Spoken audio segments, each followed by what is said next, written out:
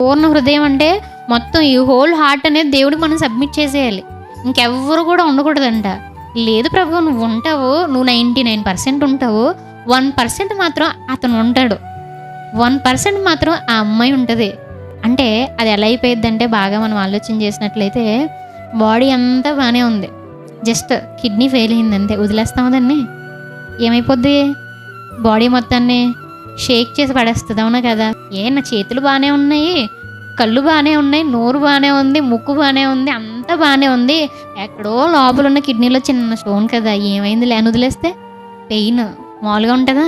మనలో ఏం బలహీనతలు ఉన్నాయి? ప్రతి ఒక్కరికి ఉంటాయండి. మనం ఒకసారి ఆలోచించండి. ప్రతి ఒక్కరికి కూడా బలహీనత ఉంటుంది. దేవుడు మాట్లాడుతున్నటువంటి మాట ఏంటంటే, ఆ బలహీనత నువ్వు విడిచిపెట్టేయాలి.